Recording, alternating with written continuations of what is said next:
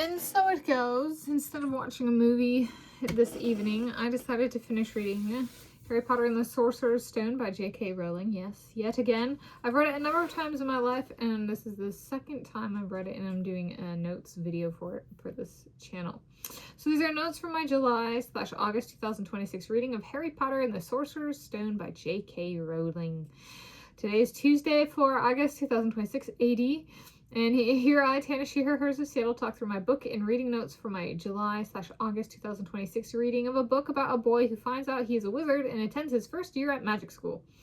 Harry Potter and the Sorcerer's Stone by J.K. Rowling, illustrations by Mary GrandPré. This is October 1998, first American Scholastic Press edition, hardcover, ISBN in the video description. I started the book on Thursday, 30 July 2026, and finished the book on Tuesday, 4 August 2026. It's 309 pages. It took me 6 days of reading.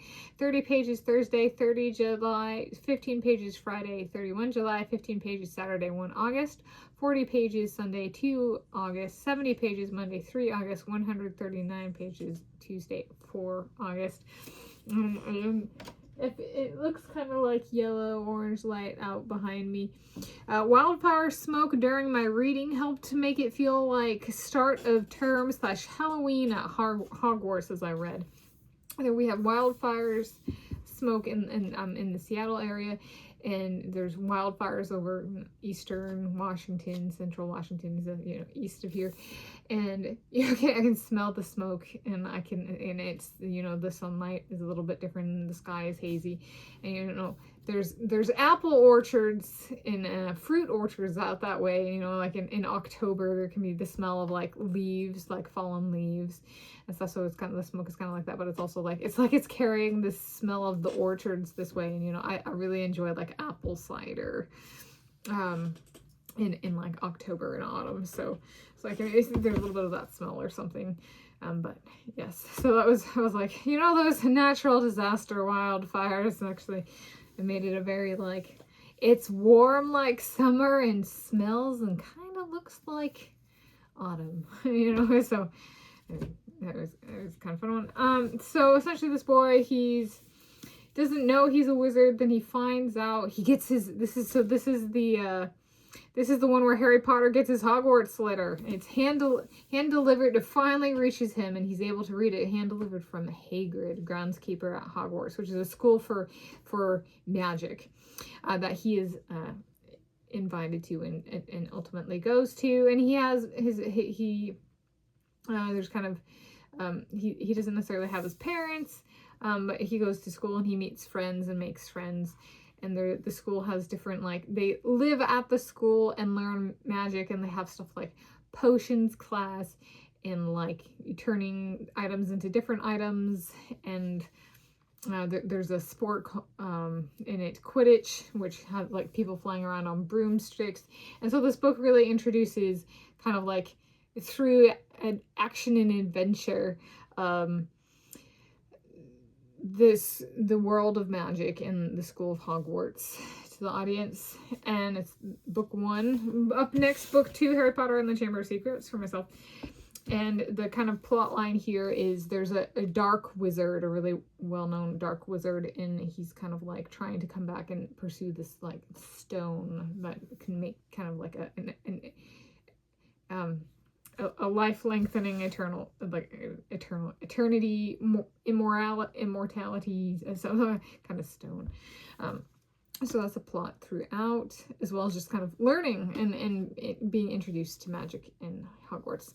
So some of my general reading notes: I read out loud to cats as part of cat sitting 3 days.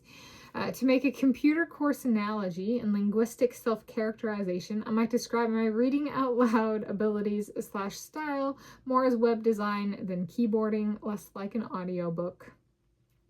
Does it count as a solo reading when a tabby walks around when I read tabby out loud? I was just like, I got some feedback from the beautiful felines. So that was kind of fun. So was it a solo reading? There was feedback not only from the cats and other critters as well. So this one was a shared species by more than one species reading in that sense. Yes.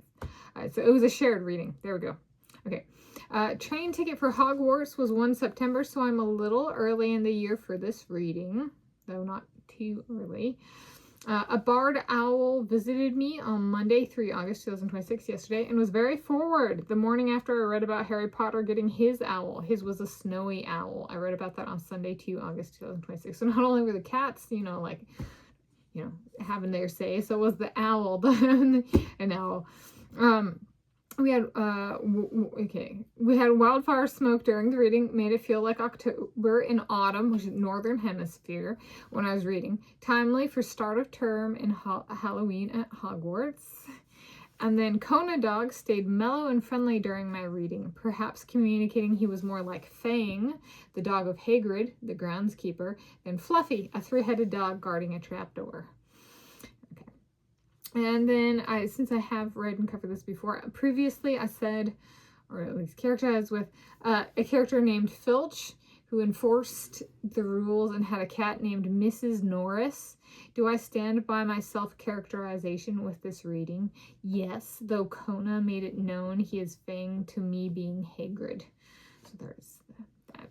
And I'll give it a 5 out of 5 stars this time. This reading was better than in the past. Animals included as I read helped. Yes, I think, having a non-human feedback, was a magical reading, perhaps. So, there we go. There's notes for my July/August 2026 reading of Harry Potter and the Sorcerer's Stone by J.K. Rowling. So book 1 of 7. And up next, and it even says year 1. Year 1 at Hogwarts. Then the next one, Harry Potter and the Chamber of Secrets. So Secrets year 2. So there we go. Thank you for joining me.